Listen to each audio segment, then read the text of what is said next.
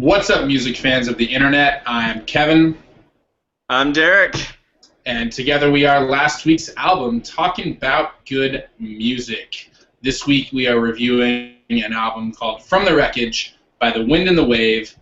But before we get started, we'll kick things off like we always do with a tasty beverage. Cheers, Derek, and everyone watching at home. Cheers, Kevin, and everyone out. All right, From the Wreckage by The Wind and the Wave. Let's give you guys a little background on the band. They are an Austin, Texas-based duo, Dwight Baker and Patricia Lynn. Dwight is a former touring musician. Now he is a songwriter and producer. Patricia Lynn is the former vocalist of the Soldier Thread, another Austin, Texas-based band, and that's how I myself originally discovered her. And they sort of teamed up just to record a few songs, keep it loose. And then they kind of discovered they were onto something, so they created a whole album, and that's why we're here now, talking about From the Wreckage. So, let's get into Sounds Like. Derek, what do you think? Kevin, I think The Wind and the Wave sounds like Ryan Adams meets Of Monsters and Men with a track list courtesy of Sufjan Stevens. They do have rather long song titles, which I appreciate. I haven't seen that done in a while. I think they sound like Americana pop with grit and substance and swagger that brings it to real life. Let's get into key tracks. Derek, what do you have? Kevin, I have 1, Raising Hands, Raising Hell, Raise 'em High, and number 2, When That Fever Takes Hold. On You. On You. These track titles are so freaking long. They are. You almost forgot the end there, Derek, but that's okay. My key tracks are With Your Two Hands and The Heart It Beats, The Thunder Rolls. So I will kick us off here. With Your Two Hands comes first on the album. Not very first, but first in terms of these tracks. It's also the first single. It's got this really catchy staccato blues guitar hook that just grabs you right from the start. A stomping bass drum. Later we get these hand claps and organ and mandolin and slide guitar and falsetto backing vocals, all just really building really well together. Lyrics describe overcoming personal demons to find happiness, and overall the song just creates this really, really nice galloping gospel vibe. At least that's what I'm calling it, and that's why I dug it. Derek, tell us about your first key track. Kevin, Raising Hands, Raising Hell, Raise 'em High is a country blues rocker. It opens up with this rumbling bass guitar riff, this pensive bass snare drum beat. Later on, some hand claps enter in, and even later on, and kind of throughout, there was this electric guitar that kind of entered in, and just whatever the effect was done on it made it sound like a harmonica, which made me think it was awesome. The lyrics, as the title kind of implies, describe the plight of the modern-day kids because they have it so damn hard with their Google and their Wikipedia and the Amazon, this, that, and the other. Just an example lyric here that I thought really established this theme well. I don't want to go to church no more. I don't want to go to school. Got Jesus on the dashboard and the devil's sitting in a pew next to you. Oh, he's sitting next to you. Just really kind of cool country western blues going on here, and just the lyrics were really strong throughout, as I just kind of alluded to. Yeah, I also enjoyed that one as well, Derek. It reminded me of KT Tunstall meets Gary Clark Jr., which is an awesome mix. I like that. Yeah. However, my next key track is The Heart It Beats, The Thunder Rolls. I may have a slight preference for it because it reminds me of the Garth Brooks song, The Thunder Rolls, and I hold a soft spot for Garth. But this song kind of comes across as almost the angriest track on a mostly happy-go-lucky album. It's got this really rugged guitar hook, some smooth acoustic guitar, rackety drums, bubbling organ.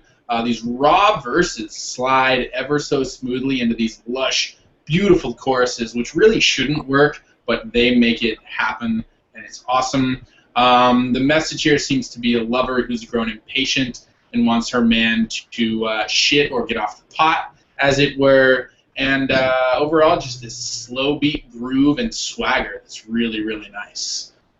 Derek, tell us about That Old Fever.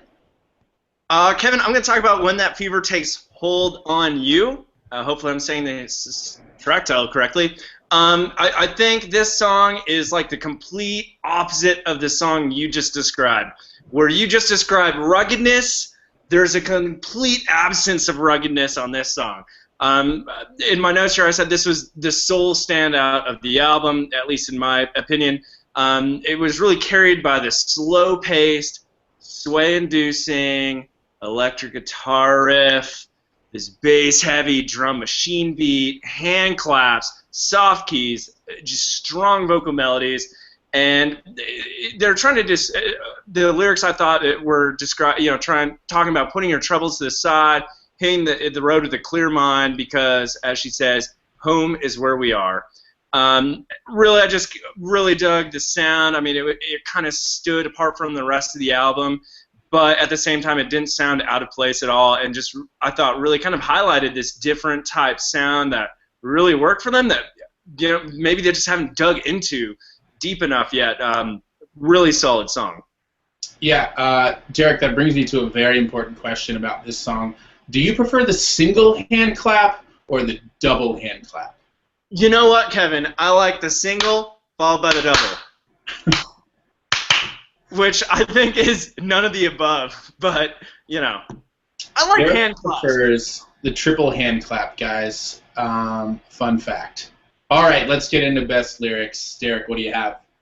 Kevin, I'm taking one from The Heart It Beats, the Thunder It Rolls. And I think this really gets back to what you're saying, kind of some of the angry lyrics. And she says, stop looking for the Holy Grail, stop looking for the one, because I got everything here I need right here. I got everything here because I'm a heavy-hearted bitch at home. I'm going to need me a bone, son. Shit's deep, like heavy, hits you. Yeah. I agree with you, except I disagree with you. I also chose a best lyric from this song, The Heart It Beats, the Thunder Rolls, but a different line, which I believe is the chorus. It goes, the heart it beats, the thunder rolls, the mind does sleep, the body knows, keep on, keep on, keep on. And this one for me stuck out. It's not just in the lyrics and the words, it's also in Patricia's delivery, which is just spot on for this line. Works really, really well. You really have to hear it. Go listen to the album, and you will see. Overall rating, Derek, what do you Kevin, think? I'm giving, from the Wreckage, I'm worried I just said the album name incorrectly, but I'm giving it 4 out of 5. I really dug it. It was kind of a fresh sound, really kind of bringing together a lot of country elements, but then exactly as you said, there was a lot of pop elements introduced. Production quality was good, I thought, almost too good, bordering on sanitized sound, if you will. Like it was almost like they like in the production studio, they just like put a whole bunch of Purell on it, and somehow we're hearing clean Purell sound, which is just weird to me. Patty Lynn's vocals just amazing. I mean, just blow you away. The lyrics were also strong, and I thought the stories really drew me in as a listener. I mean, sometimes female vocalists, sometimes speak to one gender, but I thought her, the way she told stories really applied to everyone, and a lot of hand claps, which I always like. And it had the longest track titles ever, aside from Sufjan Stevens. So that was kind of cool, too. Yeah, I am going to give this one a 3 out of 5. I thought the pace and the order keeps it moving along very, very well for an album. Agree with you, Derek. Patty's voice is phenomenal, very versatile from song to song, as is the sort of flow and versatility of the overall album. Her voice really suits every song really, really nicely. They do use a lot of pop elements, and that's not a bad thing. I think there's enough grit and substance here to make these songs real and not too polished or Purell, as Derek mentioned. I personally prefer their sort of upbeat driving side, but they do pull off some great sort of soulful slow jams as well. And overall, just this interesting pop, folk, Americana sound that's very unique. And I think given a little bit of time, they can make it even more unique. to make it their own. So there you have it, a 4 out of 5 from Derek, 3 out of 5 from myself. That's a 7 out of 10 if I'm not mistaken, which means you should probably check this album out. From the Wreckage, The Wind and the Wave. Don't forget to subscribe to us here on YouTube, and you can find us on the Facebook and the Twitter, not the Wikipedia, kids. I'm sorry to disappoint, but yeah, there you have it. Until next week, I'm Kevin. I'm Derek. We are last week's album, talking about good music.